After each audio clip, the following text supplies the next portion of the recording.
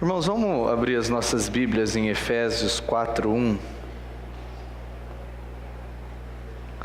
Efésios, capítulo 4, versículo 1.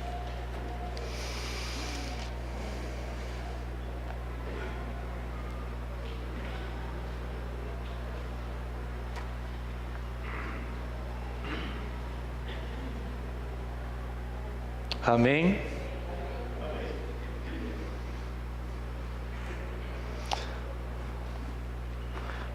Que tal nós lermos de pé? Pode ser?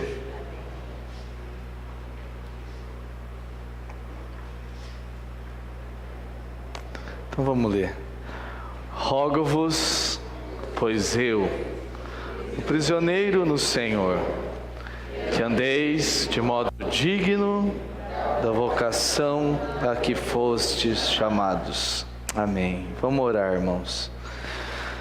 Senhor, fala conosco, Senhor, nessa comunhão da palavra. Limpa, Senhor, o meu coração. Ajuda-nos a penetrar no seu coração, a penetrar na sua mente. Vivifica-nos, Senhor, por meio da tua palavra e do teu Espírito. Pai, perdoa os nossos pecados. Ó Senhor, cobre-nos com o precioso sangue de Jesus. Perdoa, Pai, os pecados de nós todos. Também rogamos que o Senhor nos dê espírito de sabedoria e de revelação. Senhor, eu também oro para que o Senhor se revele mais para nós nessa noite. Deixa-nos ver, Senhor, a sua glória. Deixa-nos ver quem o Senhor é. Senhor, não queremos te tratar com menor importância do que o Senhor é. Ó Senhor, Tu és de fato Senhor do universo. Tu és o soberano dos reis da terra, o Rei dos reis, aquele que está sentado no trono, aquele que nos comprou, não com prata e nem com ouro, mas pelo teu sangue. Ó Jesus, ninguém tirou a sua vida, voluntariamente, espontaneamente o Senhor a deu. Ó Senhor, voluntariamente, nós queremos entregar a nossa vida para Ti, Senhor, para Te amar e Te servir e Te seguir. Amém. Aleluia. Irmãos, esse é o tema. Vamos ler esse tema? Ele é muito bom. Vamos ler esse tema?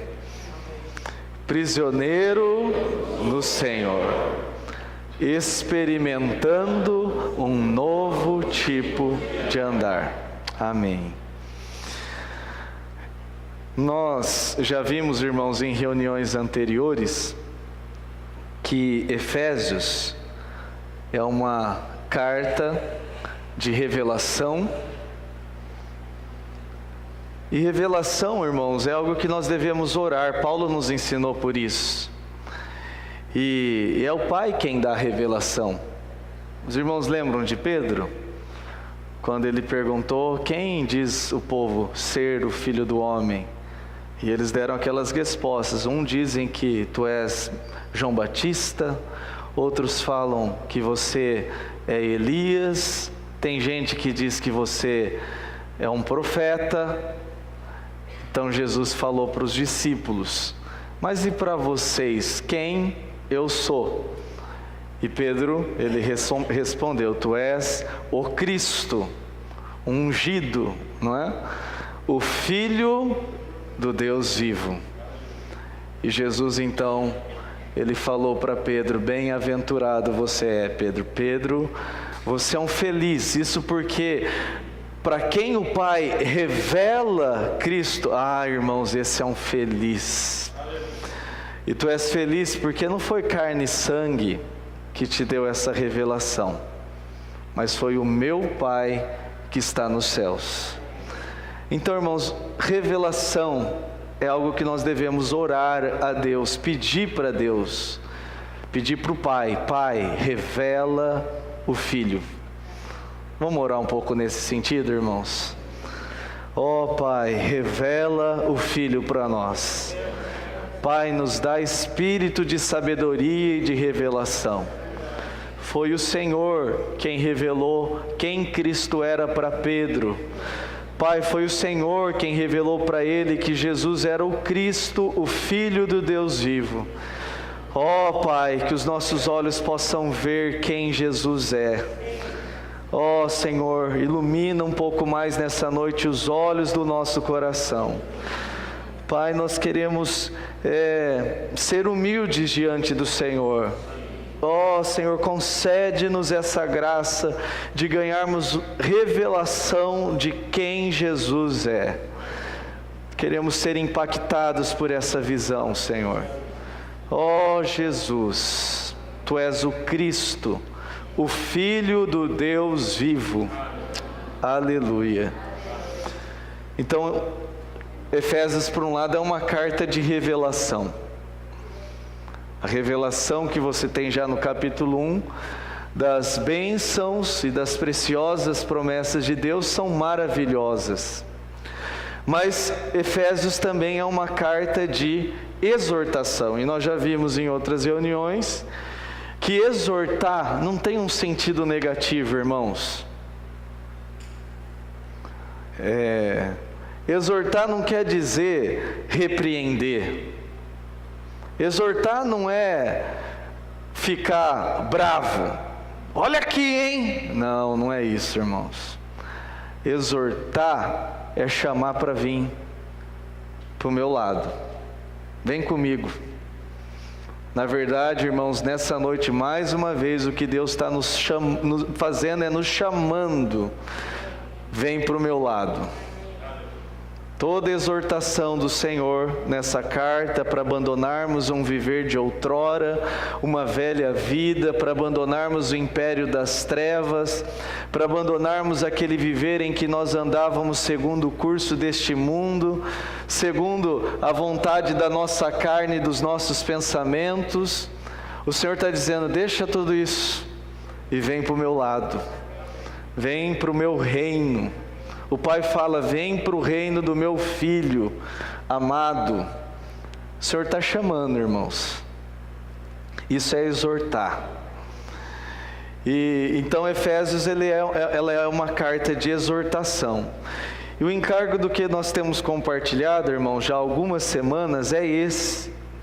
Aqui em Efésios 2, do 1 ao 3, diz assim: Ele vos deu vida. Vamos ler juntos do 1 ao 3, irmãos? Ele vos deu vida, estando vós mortos nos vossos delitos e pecados, nos quais andaste outrora, segundo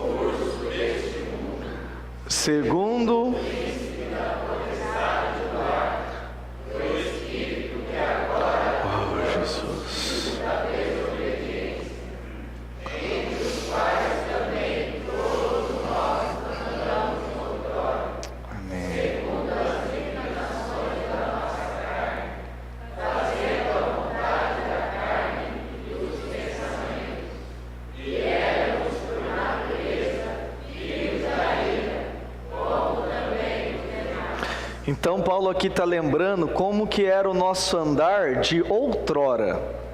E essa palavra outrora significa passado. Antes de nós recebermos o chamamento de Deus, e antes de nós atendermos ao chamamento de Deus, como é que nós vivíamos? E aqui ele fala de 3 coisas que falam como era o nosso viver. Nós vivíamos segundo o curso deste mundo. O mundo ele é governado por Satanás. O mundo ele dita moda. O mundo ele é como um rio que tem uma correnteza e que arrasta as pessoas para longe de Deus. E nós andávamos segundo a boiada, segundo o curso deste mundo, seguindo esse riozão do mundão, não é? E então o mundão, as pessoas praticavam tal coisa e nós íamos lá. Eu não sei nem se você percebia isso. Você não era diferente, eu não era diferente no mundo, eu era igual a todo mundo. O que as pessoas fazem no mundo é o que todo mundo faz, não viver sem Deus.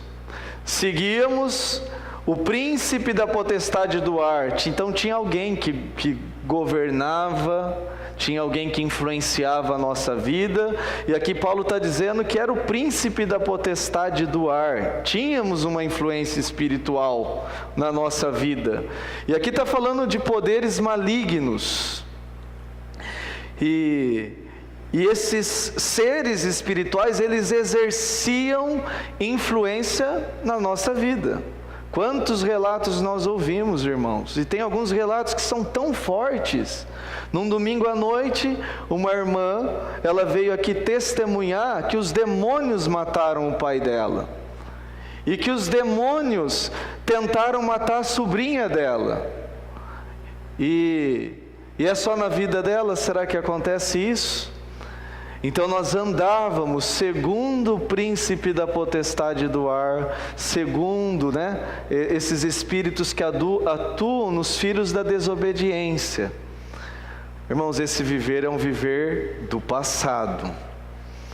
E ainda Paulo fala que nós andávamos segundo as inclinações da nossa carne, fazendo a vontade da carne e dos pensamentos. Nós temos muitos impulsos carnais, e no passado nós seguíamos eles. Então a nossa carne sentia vontade de tal coisa, vamos fazer a vontade da carne.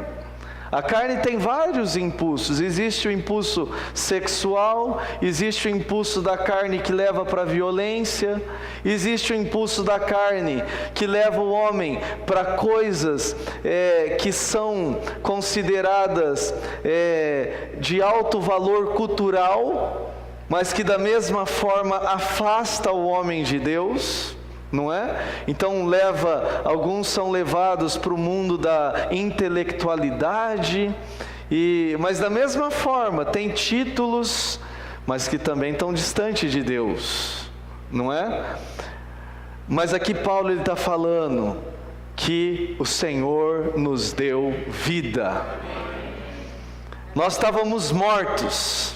Éramos mortos-vivos, éramos como zumbis, seguindo isso aqui, que acabamos de ler aqui. Mas Ele nos deu vida. Irmãos, e essa vida, ela é arrebatadora. Essa vida nos faz nadar contra a correnteza. Por meio dessa vida nós recebemos um novo nascimento. Ah, irmãos, não tinha jeito para nós não.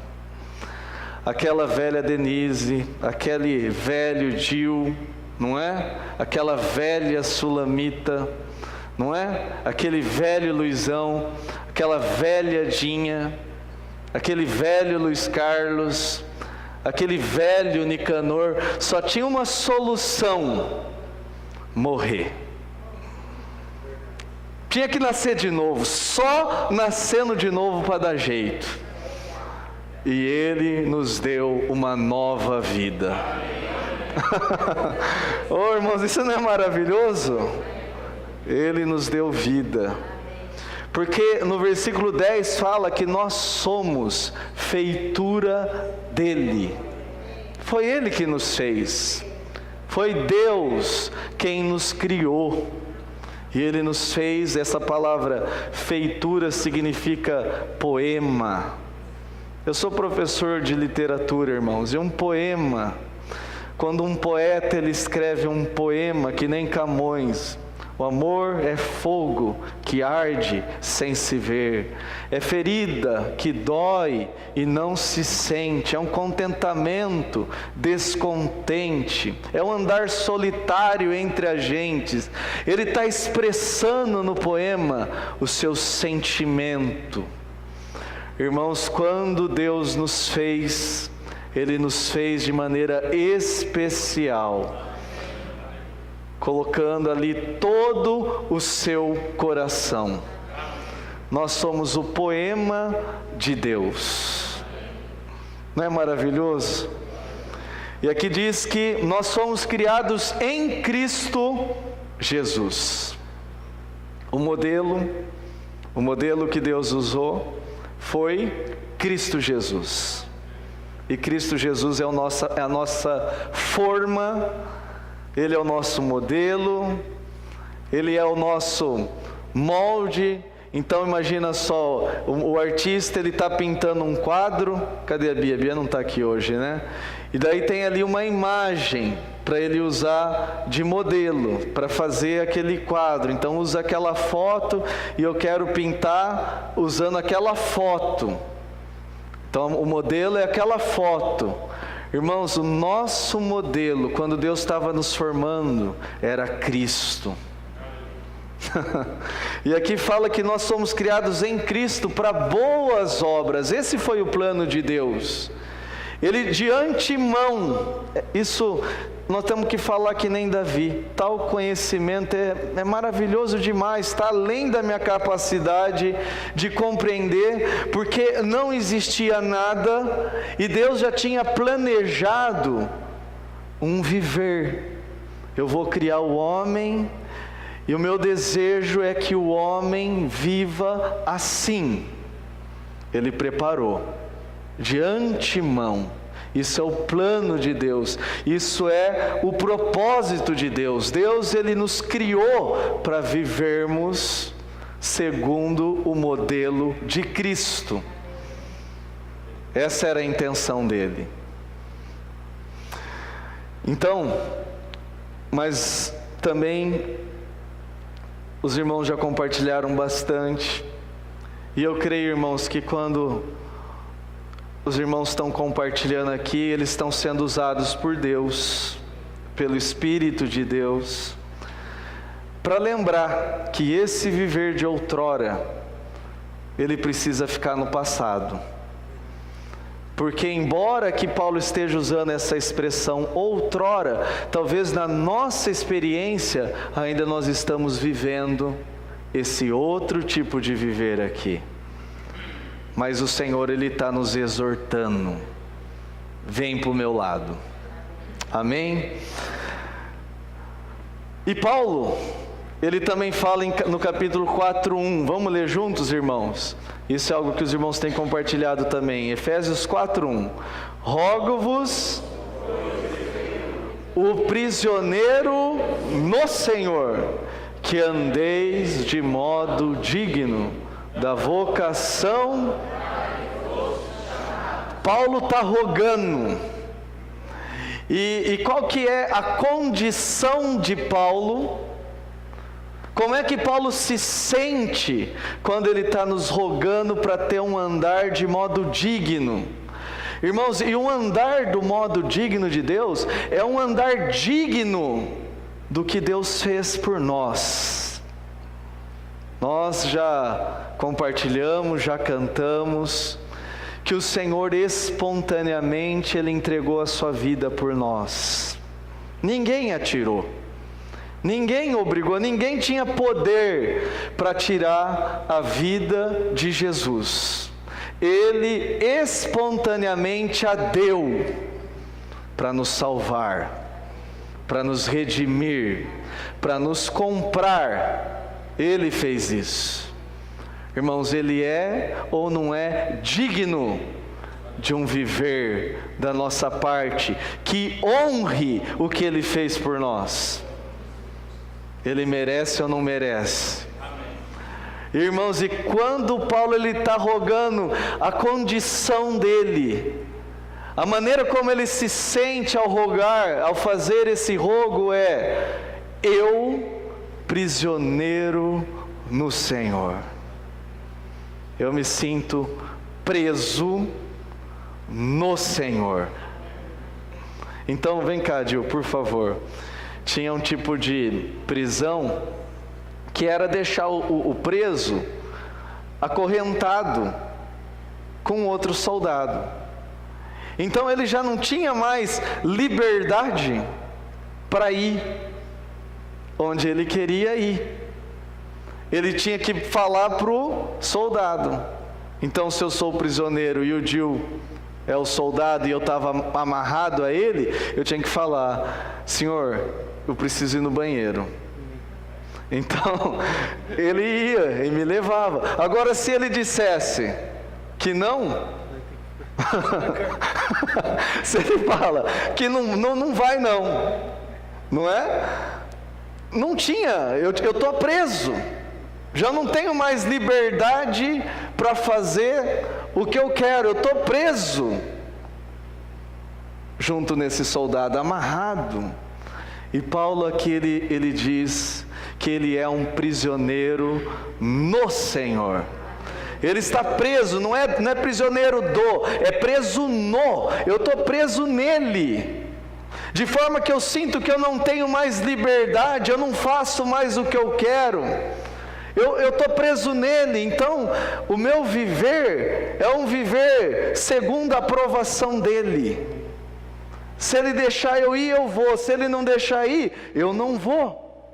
Mas esse estar preso, obrigado, no Senhor, o sentimento de Paulo aqui não é um sentimento apenas religioso, de obrigação religiosa, que muitas vezes nós temos, irmãos. Muitas vezes o nosso sentimento é apenas de obrigação. Irmãos, vamos ser sinceros, nós que já somos casados, muitas vezes o mandamento do Senhor de amar as nossas esposas se torna distante, e muitas vezes a nossa maneira de se relacionar com as nossas esposas é apenas por obrigação. E a gente faz as coisas por obrigação. Mas o Senhor nos mandou: amai as vossas esposas. E não só isso, ama como Cristo amou a igreja. E não só isso, e diz, e Ele deu a sua vida por ela. Maridos, considera isso. Isso é mandamento do Senhor. Deus falou: esteja preparado para morrer pela sua esposa. A única pessoa que Deus na Bíblia manda para nós homens a fazer isso é pela esposa. Esteja preparado para dar vida por causa dela. Irmãos, se nós estamos presos no Senhor, e se nós estamos ali sendo dia a dia, tendo comunhão com Ele, nós vamos nos tornando como Ele é. Paulo fala de uma comunhão em que ele se sente como um espelho na presença de Cristo, de forma que ele, como espelho, o que ele reflete é a glória do Senhor, e quando as pessoas olham para ele, não vê mais ele, vê Cristo nele. E ainda Paulo fala: já não sou eu quem vive, mas Cristo vive em mim. Irmãos, o que é isso, irmãos? Isso não é ficção. Isso não é história inventada. Paulo está falando de uma experiência espiritual, que é deixar Cristo viver em mim. E se Cristo vem viver em mim, irmãos, eu amo a minha esposa. Teve um tempo que o Senhor começou a falar para mim assim, e eu ainda estou em trabalho, tá, irmãos? Não está aquela maravilha não, tá? Estou sendo trabalhado. Eu ficava pedindo coisas para Deus, para o meu relacionamento com Deus. Então o Senhor começou a falar: treina com a sua esposa. Você fica falando que quer ter esse relacionamento comigo, que você não vê, e nem a sua esposa que você vê. Hoje a minha esposa, ela teve queixa de mim. Eu pedi perdão para ela, e foi de coração, e ela me perdoou. Irmãos, Servir o Senhor não deve ser apenas uma obrigação religiosa. Se nos falta a realidade espiritual, o que fazer? O irmão Antônio compartilhou aqui. Pede. É simples assim. O que pede, recebe. Se falta realidade no casamento, ora, Senhor, renova o sentimento pela minha esposa. Senhor, renova no meu coração o prazer em estar nas reuniões. Renova, Senhor, sabe aquela oração de Davi? Restitui em mim a alegria da salvação. Davi orou por isso. E todo o que pede, recebe. Ah, irmãos, recebe. Sabe por que eu posso dizer isso para vocês com toda a convicção? Porque eu tenho recebido. O que pede, recebe. Então Paulo, ele se sentia um prisioneiro no Senhor. Em Efésios 3:1 ele também disse: por essa causa eu, Paulo, sou prisioneiro de Cristo Jesus, por amor de vós, gentios. É assim que Paulo se sentia. E isso, irmãos, é voluntariamente. Ele se considerava preso. Irmãos, o Senhor, como nós compartilhamos no início dessa reunião, Deus nos criou com livre-arbítrio. Ninguém está aqui nessa noite por obrigação. Se você decidir, não quero mais, você pode levantar, você pode ir embora. Se eu decidir, não quero mais, e naquele trecho que eu li de Êxodo 21, dizia assim: se você se tornou escravo sozinho, deu lá o tempo, você vai embora sozinho. Se você se tornou escravo casado, deu o tempo, você vai embora casado. Mas se você se tornou escravo sozinho, mas durante esse tempo o seu Senhor te deu uma esposa, e o seu Senhor, por meio dessa esposa, te deu filhos, deu o tempo, você vai embora sozinho. A sua esposa e os seus filhos vai ficar com o seu Senhor. Irmãos, a Lídia foi o Senhor que me deu. E a Giovana foi o Senhor que me deu. E talvez se eu chegasse hoje e falasse para Lídia assim: Lídia, é o seguinte, não quero mais. Eu não quero mais saber de igreja, eu não quero mais saber o Senhor. Eu acredito que a Lídia ia me dizer o seguinte: se você quiser deixar a igreja, você vai deixar sozinho, porque eu sou do Senhor. E se eu falasse para Giovana hoje: Giovana, é o seguinte, nós não vamos mais para a igreja, eu acho que a Giovana não ia gostar. Sabe por quê, irmãos? Porque ela é do Senhor. Ela não é minha. E elas duas foi o Senhor quem me deu. E eu não quero ir embora. Eu quero ficar. E isso é voluntariamente, como aquele servo que oferece a orelha, coloca ali na madeira e vem com uma sovela que eu nem sei o que é isso, não pesquisei. E vem algo ali e fura, é um brinco. Uma espécie, uma argola que usa. Então vem com essa argola e fura. É dolorido? É. Ah, irmãos, muitas vezes essa aliança ela é feita no meio de dor. É no meio de dor. Mas nesses momentos de dor, nós selamos a nossa aliança com o Senhor. Avançando, irmãos, eu tenho um pouco mais, porque aqui Paulo ele está falando assim: eu prisioneiro no Senhor.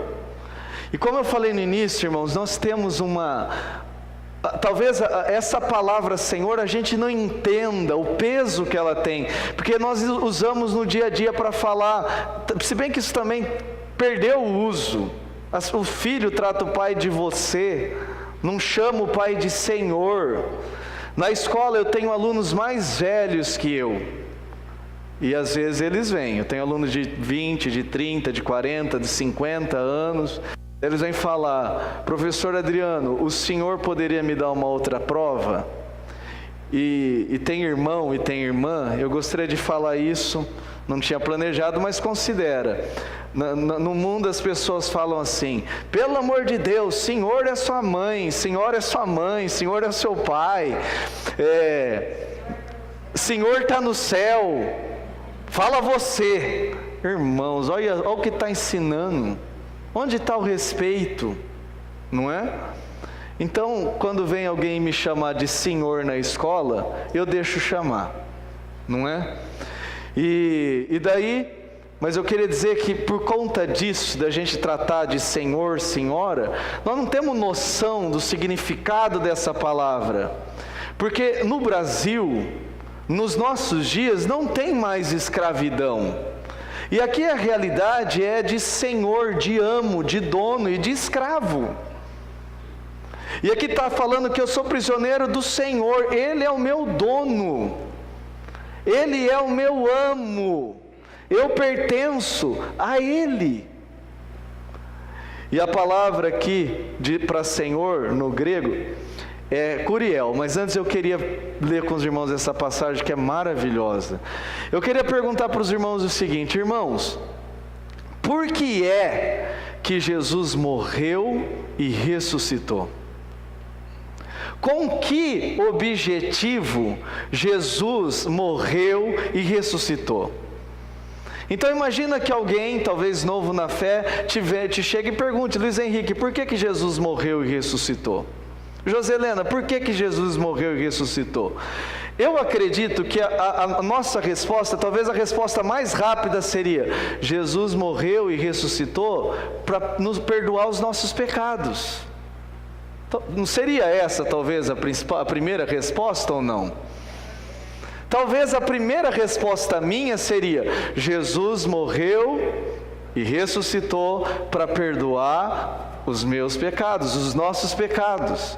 Mas olha o que Paulo fala aqui em Romanos, capítulo 14. Vamos ler juntos, irmãos, do 7 ao 9? Porque nenhum de nós vive para si mesmo, nem morre para si. Porque se vivemos, para o Senhor vivemos. Se morremos, para o Senhor morremos. Quer pois vivamos ou morramos, somos do Senhor. Foi precisamente para esse fim que Cristo morreu e ressurgiu, para ser Senhor, tanto de mortos como de vivos. Você viu o que Paulo está falando aqui? Jesus morreu e ressuscitou, não foi apenas para o perdão dos nossos pecados, Ele morreu e ressurgiu precisamente para esse fim, para essa finalidade, para esse objetivo: ser Senhor. E Senhor aqui significa, no grego, kuriel, que vem da palavra kurios, que era usado apenas para o imperador. Essa palavra Senhor tem a ver com supremacia, ela não era usada para qualquer um. Quando aparecia o imperador, se curvavam diante dele e chamava ele de Senhor. Mas aqui está dizendo que Jesus morreu e ressuscitou para Ele ser o Supremo, para Ele ser Senhor, tanto de mortos como de vivos. No encontro que nós tivemos de jovens, o Daniel compartilhou algo, e ele falou que o André que tinha dito isso para ele, né? E puxa, desfrutei muito. O André uma vez deve ter falado isso para o Daniel, ter compartilhado isso, que no passado a missão de muitos cristãos, e hoje também no Oriente, em alguns países onde existe perseguição da igreja, e se você entrar aí, pesquisar sobre isso em alguns sites, pesquisa lá, igreja perseguida, você vai ver que em muitos países tem cristãos morrendo pelo Senhor. Então a Coreia do Norte é o país que mais existe perseguição. E existe perseguição também na Colômbia, cristão também é perseguido. seguido na Colômbia, estou falando de um país perto de nós, na América do Sul. Então, para alguns cristãos, a grande missão que eles têm é morrer pelo Senhor, é dar vida pelo Senhor. Mas no Brasil, irmãos, nós não temos perseguição, não desse tipo, nega Jesus senão você morre, nós não temos. Para nós, a nossa missão é outra. A nossa missão não é morrer pelo Senhor. A nossa missão é viver para o Senhor. Essa é a nossa missão, irmãos. E um viver em que Ele seja o nosso Senhor. E Senhor aqui significa ser Senhor de, governar, ter domínio sobre. O último significado, exercer influência sobre, ter poder sobre. Quer dizer que nós somos servos, escravos, e Ele tem poder. Quando eu digo Jesus é o meu Senhor, eu estou dizendo, Ele é o meu amo, Ele é quem governa a minha vida, e Ele tem poder sobre mim, é Ele que me influencia. Queria avançar. Em 2 Coríntios 5,15, Paulo disse assim, Ele morreu por todos, para que os que vivem não vivam mais para si mesmos, mas para aquele que por eles morreu e ressuscitou. Ele morreu e ressuscitou para se tornar o nosso Senhor. Antes, aquele viver de outrora, nós vivíamos para nós mesmos. Mas agora não, irmãos. Algumas pessoas falam assim, Jesus nos libertou. Num certo sentido isso é verdade, num outro não. Por um lado, do império das trevas, do pecado, Jesus nos libertou. Mas não é para nós sairmos livres, irmãos, fazendo o que a gente quer. Ele nos libertou para nos tornarmos escravos dele. Escravos voluntários. Porque é muito melhor servir ao Senhor do que viver para mim mesmo. E aqui fala Colossenses 1,13, Ele nos libertou do império das trevas. Irmão, só tem 2 domínios. Não pensa que existe um terceiro domínio. No universo só tem 2 domínios. O império das trevas e o reino do Senhor. E daí talvez alguns cristãos podem pensar assim, mas não tem um meio termo aí não? Não dá para deixar o reino para os cristãos super espirituais, o império das trevas para quem não quer ser cristão, e eu que quero ser assim, mais ou menos ficar aí no meio, não. Não dá para deixar o reino do Senhor para Paulo, para Pedro, e eu quero, Senhor, mas eu quero ainda continuar ainda vivendo segundo o meu desejo, fazendo o que eu quero. Irmãos, não tem. Não tem essa opção. Ou você está vivendo segundo o domínio do império das trevas, ou você está vivendo debaixo do governo do reino do Senhor. E aqui está dizendo que Jesus nos libertou. Isso é um fato. Em 1 Coríntios 6,20, porque foste comprado por preço. Eu já falei naquela história do menino. Deus, Ele tem direito sobre nós. Primeiro, porque Ele nos criou. Segundo, porque Jesus nos comprou pelo seu sangue. Nós somos dele. Avançando, irmãos, em Lucas tem essa passagem. Eu queria que os irmãos considerassem. Vamos ler juntos? Do 7 ao 10. Qual de vós...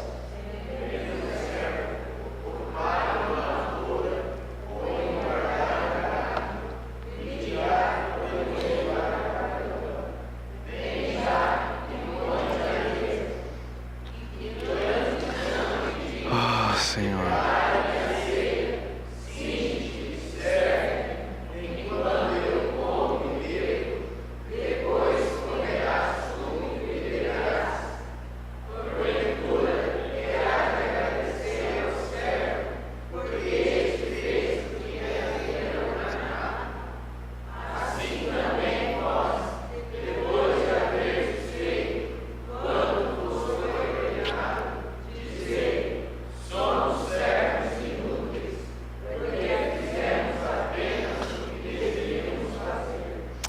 Irmãos, nós precisamos que o Pai, Ele ilumine os olhos do nosso coração para vermos quem é Jesus.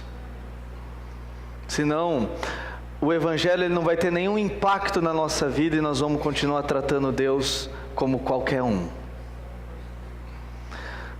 Uma vez um irmão compartilhou isso comigo, o Wagner, os irmãos conhecem. E depois agora lendo esse livro Discipulado, desse irmão Juan Carlos Ortiz, ele compartilha isso aqui. Eu vou ler um trechinho para os irmãos.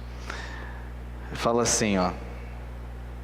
Nós precisamos entender o que significa chamar Jesus de Senhor.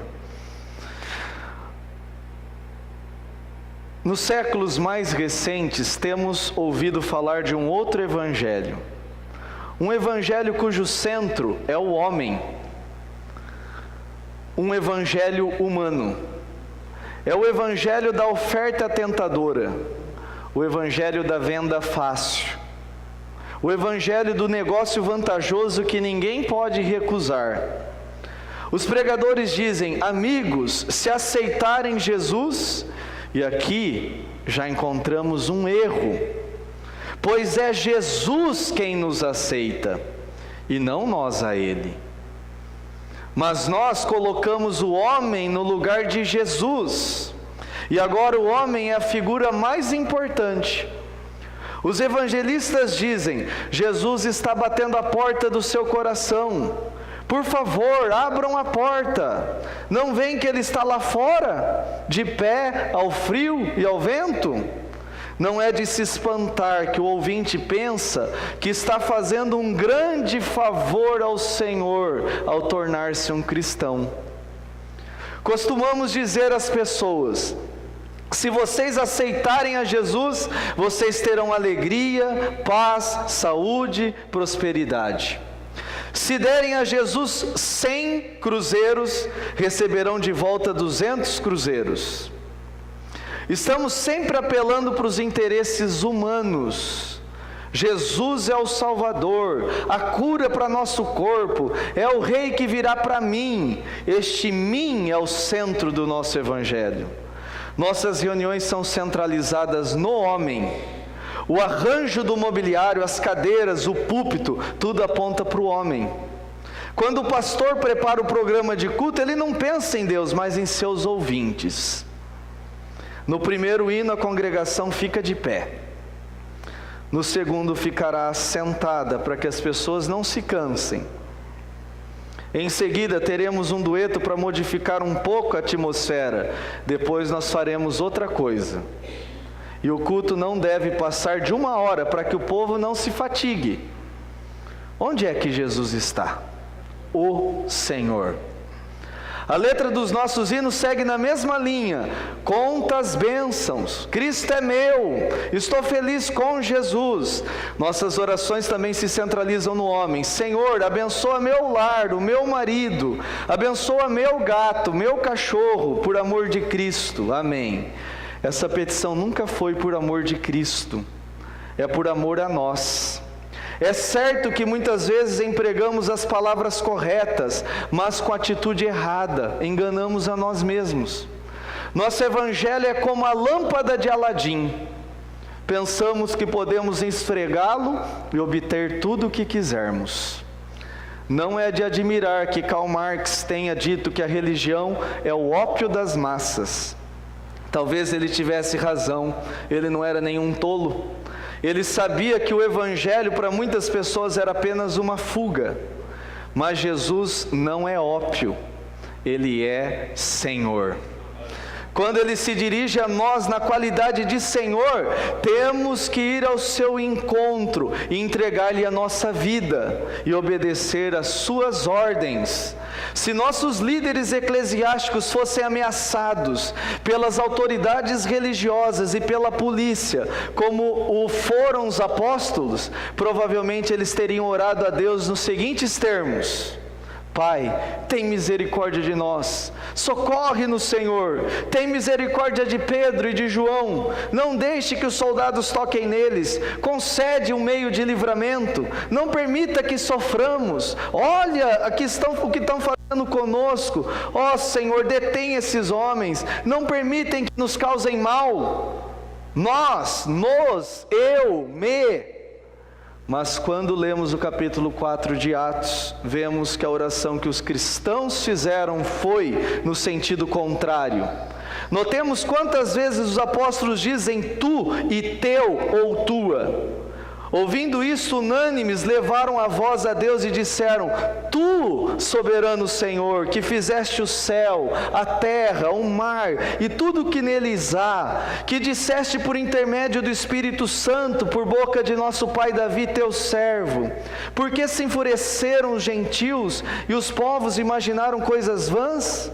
Levantaram-se os reis da terra e as autoridades ajuntaram-se a uma contra o Senhor e contra o seu ungido, porque verdadeiramente se ajuntaram nessa cidade contra o teu santo servo Jesus, ao qual ungiste Herodes e Pôncio Pilatos, com gentios e povos de Israel, para fazerem tudo o que a tua mão e o teu propósito predeterminaram.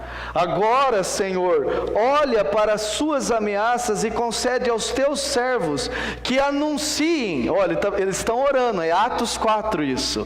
Ele não está falando assim, Senhor, livra eles. Não, eles estão orando, Senhor, concede aos teus servos que anunciem com toda a intrepidez a tua palavra, enquanto estendes a mão para fazer curas, sinais e prodígios, por intermédio do nome do teu santo servo Jesus. E tendo eles orado, tremeu o lugar onde estavam reunidos, e todos ficaram cheios do Espírito Santo, e com intrepidez anunciaram a palavra de Jesus, prontos a dar a vida pelo Senhor.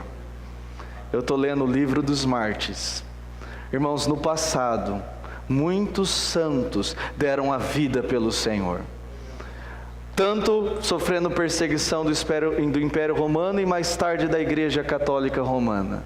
O Papa também mandou matar muitos cristãos.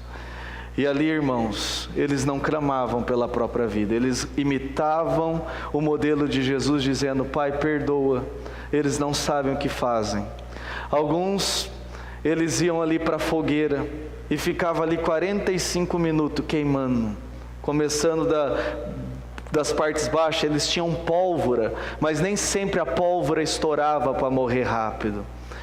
Mães entregaram seus filhos e diziam para os seus filhos: filhinho, filhinha, em breve você vai estar com Jesus. Esposas entregaram seus maridos, encorajando eles: não tenha medo, meu querido, em breve nós vamos estar juntos no reino dos céus. Viveram como peregrinos, como forasteiros, como quem vive em terra alheia, porque almejavam uma pátria celestial. Olhavam para o trono, para aquele que estava sentado no trono, e nesses momentos não viram Jesus sentado, certamente não viram Jesus sentado, mas como Estevão, viram o Senhor de pé, e contemplaram o Rei dos Reis, e corajosamente deram a sua vida por Ele. Oh, irmãos, a nossa missão hoje é viver para o Senhor, não é morrer pelo Senhor. Os irmãos percebem isso? Eu queria terminar, meu tempo já está esgotado, mas rapidamente, essa é a última passagem. Os irmãos conhecem a história de Zaqueu. É dito na Bíblia que ele era o maioral dos publicanos.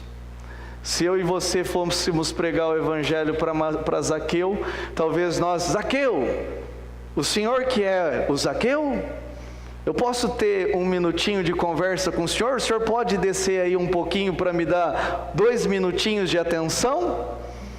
Talvez se nós fôssemos falar com Zaqueu, nós falaríamos assim. Mas Jesus, o Senhor, Ele falou, quando Jesus chegou àquele lugar, olhando para cima, disse: Zaqueu, desce depressa, pois me convém ficar hoje em tua casa.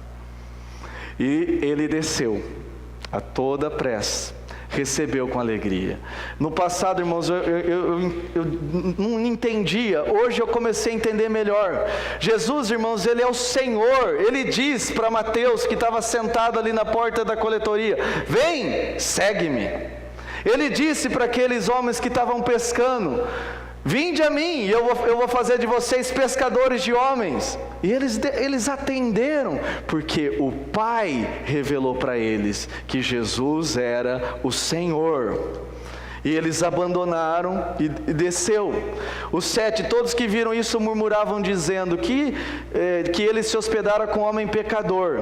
Entre mentes, Zaqueu se levantou e disse ao Senhor: Senhor, eu resolvo dar aos pobres a metade dos meus bens, se em alguma... Ele está chamando Senhor, soberano. Zaqueu reconheceu que Jesus era Senhor. Irmão, você consegue imaginar Zaqueu chegando na casa dele, com um monte de gente, com Jesus e com os discípulos? Você consegue imaginar a esposa de Zaqueu? Ô Zaqueu, o que é isso? Esse monte de gente aí? Como que você convida esse monte de gente para vir comer em casa e não me avisa? Você consegue imaginar Zaqueu falando: esposa, não fui eu que convidei, foi ele que mandou, foi ele que se convidou. Jesus não pediu, ele disse: desce porque eu vou na sua casa. Jesus falou para aquele jovem rico: vai, vende tudo que você tem, distribui aos pobres, e depois volta e me segue. Irmãos, se fôssemos nós, talvez nós fôssemos atrás daquele jovem e disséssemos para ele: calma, jovenzinho, não precisa ser tão radical assim. Você pode dar em parcelas, em suaves prestações. Você pode deixar aqui, vender um pouco hoje, um pouco mês que vem, um pouco outro mês. Muitas vezes é esse o Evangelho, é essa a nossa visão, muitas vezes, que nós temos. Mas Jesus é o Senhor, e Ele ordenou: vai, vende. Zaqueu desceu com alegria e recebeu o Senhor na casa dele. O jovem rico foi embora tristemente. E Jesus foi correndo atrás do jovem rico. Ele o amou, mas ele deixou o jovem rico embora, porque Jesus é o Senhor. Amém, irmãos? E aqui diz que naquele dia houve salvação naquela casa. Falando de maneira bastante prática, irmãos, isso que os irmãos têm proposto, de ter aquele tempo de oração em família, o Senhor está dizendo: eu vou na sua casa. É importante que eu fique na sua casa. Nós podemos ser como Zaqueu e receber Ele com alegria, ou podemos deixar o Senhor do lado de fora. Podemos fazer isso, mas certamente Ele não está passando frio, Ele não está lá como um coitadinho. Ele é o Senhor, é um Senhor amoroso que bate na porta. Ele é um Senhor que quer entrar na casa. Mas, irmãos, Ele é o Senhor, e essa prática, isso que os irmãos estão propondo, certamente é para nossa salvação. Irmãos, não existe outra salvação. Se nós não abrirmos a porta da nossa casa para o Senhor entrar, e olhem aqui, irmãos, homens como eu, varões, Zaqueu aqui não consultou a esposa dele, não. Ele abriu a porta para Jesus. E aqui fala que foi salvo a casa. Houve salvação nesta casa. Que nem aquele carcereiro também com Paulo. Ele e a sua família. O meu apelo final é: você se submete ao senhorio de Cristo? Eu não vou falar assim: você aceita Jesus. Eu vou falar: você se submete ao senhorio de Cristo? Você reconhece nessa noite que Jesus é Senhor? Então vamos orar, irmãos? Vamos levantar e vamos orar? Vamos fazer o seguinte: nesse momento não quero induzir ninguém. Eu vou pedir para o Josi nesse momento também, hoje, também nem tocar o violão. É você. Ou você se dobra e reconhece, ou se não quiser, Ele é Senhor. Amém? Então faça a oração que está no seu coração.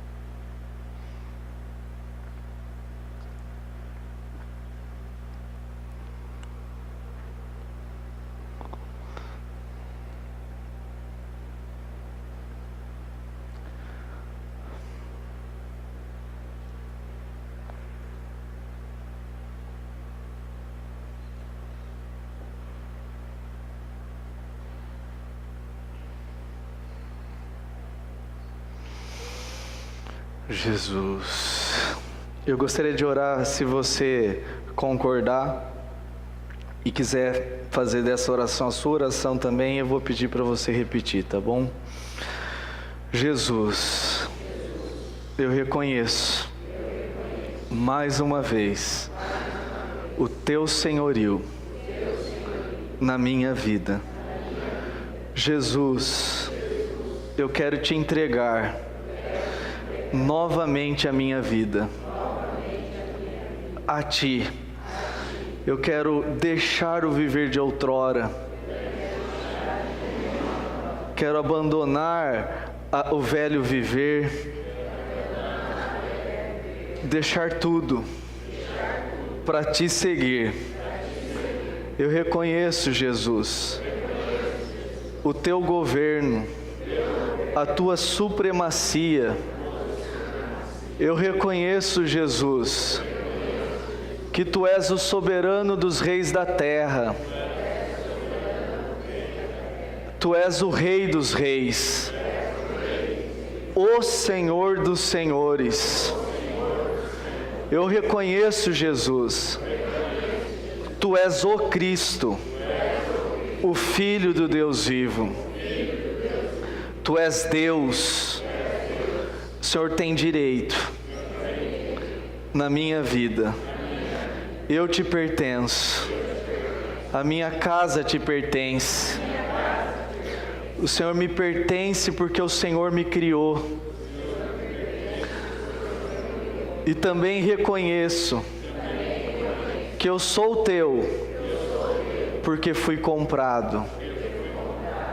Assim como Paulo, Jesus, eu quero ser um prisioneiro teu, amarrado a ti, por amor a ti. Jesus, eu quero aceitar essa missão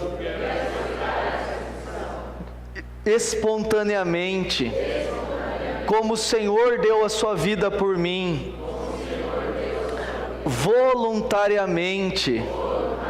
Eu quero viver para o Senhor, como aquele servo que oferece a orelha para ser furada, como um sinal que quer servir o seu Senhor para sempre. Nessa noite, Jesus, eu quero renovar a minha entrega e quero te dizer, é o desejo do meu coração te servir para sempre. Deus, eu reconheço que quem é casado ora assim, que a minha esposa, as irmãs, que o meu marido, os pais, que os meus filhos, foi o Senhor que me deu. Eles são teus. A minha casa é tua. E o Senhor tem liberdade para entrar quando o Senhor quiser. Na verdade, o Senhor não precisa nem pedir, porque o Senhor é o dono e eu só sou um servo, um escravo que deseja te servir pelo resto da minha vida. Amém. Aleluia. Louvado seja o Senhor.